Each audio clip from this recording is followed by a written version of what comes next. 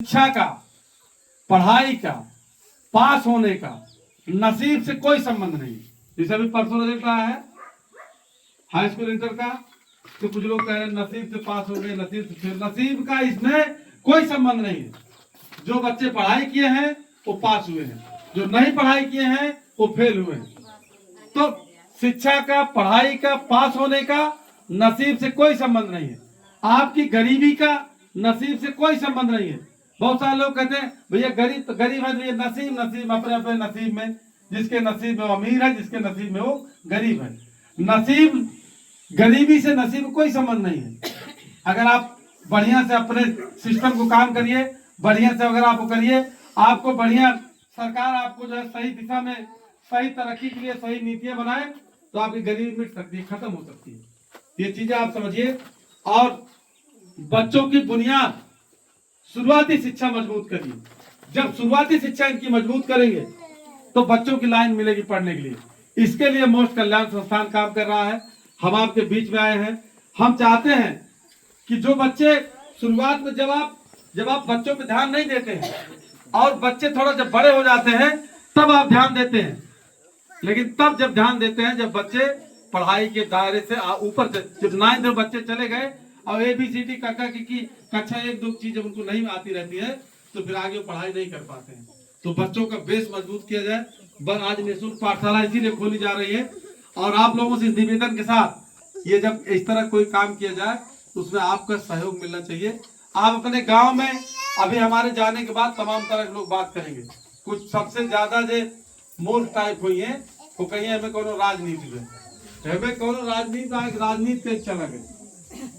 दूसरा, अरे उनका चुनाव लड़वाइया हुई है, हमारा जो मत करता है। तीसरा जो है कि जो कोचिंग खोले हैं पाठशाला, उनका निकाल, इनका पैसा बाहर से आवत हुए, ऐसे थोड़ो कि खोले निःशुल्क पढ़ाई। तमाम इस तरह की बात करते हैं लोग। तो इस तरह की बात करके जो काम आपका शुरू हुआ है वो कब बंद करे चाहते हैं। क्योंकि एक वर्ग ऐसा भी है जो ये चाहता है कि गांव में आवे तो रे कंबल बांट के फोटो खिंचाए कि चला जुटे, हमने गरीबों को कंबल बांट दिया। एक वर्ग ऐसा भी है वो चाहता है कि गांव में आप क्या आए और 100, 200, 500 रुपए पकड़ा करके आपका वोट लेकर के वो चला जाए। तो वो कभी नहीं चाहता कि आपके बच्चे पढ़ें, इसीलिए कभी पढ़ने की बात नहीं करता हो।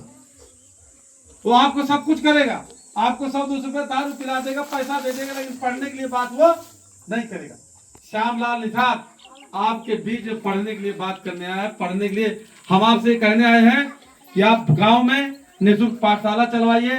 गांव के लोग 100, 200, 50 रुपए आप लोग चंदा दीजिए।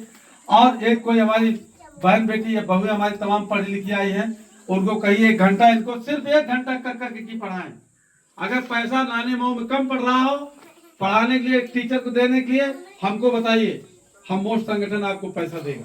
लेकिन इसके अलावा और कोई रास्ता है नहीं आपके पास आपकी उन्नति का, तरक्की का। और आप ये कह सकते हैं कि आप ये काम क्यों कर रहे हैं, मैं इसको इसलिए कर रहा हूं कि आपका हमारा रोटी बेटी का रिश्ता है, आप हमारे खून खानदान के हैं। मुझे बात पता है हमारे समाज की तरक्की अगर होगी तो शिक्षा से होगी, इसलिए हम शिक्षा के लिए आपकी मदद करने आए हैं, आपकी मदद करेंगे। लेकिन इसको आप लोग रोकिएगा मत, बंद मत करिएगा।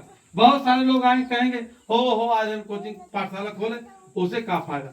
और एक चीज, गांव में अगर शिक्षा का माहौल नहीं रहेगा तो फिर चाहे आपका बच्चा हो, चाहे आपका बच्चा हो, चाहे आपका बच्चा हो, किसी का बच्चा पढ़ नहीं पाएगा, सबके बच्चे बर्बाद हो जाएंगे। और जिन कुछ लोग सोचेंगे हमारे तो आज वही बच्चा है नहीं, तो अगर आज माहौल ठीक नहीं होगा, आज माहौल गांव का ठीक नहीं करोगे, कल जब आपका बच्चा होगा, आपका नाती नतरुआ होगा, तब भी माहौल अगर खराब रहेगा तो फिर पढ़ाई का माहौल नहीं बन पाएगा। इसलिए आप सबकी जिम्मेदारी बनती है, गांव में पढ़ाई का माहौल बनाइए। गांव में निःशुल्क पाठशाला जब चलाई जाए तो बच्चों को सबको भेजिए। कहीं ये गोली खेल रहे हैं, कहीं गेंदा खेल रहे हैं, इनको डपट के भेजिए कि जाओ आज 1 घंटे जाओ पढ़ो बैठ करके।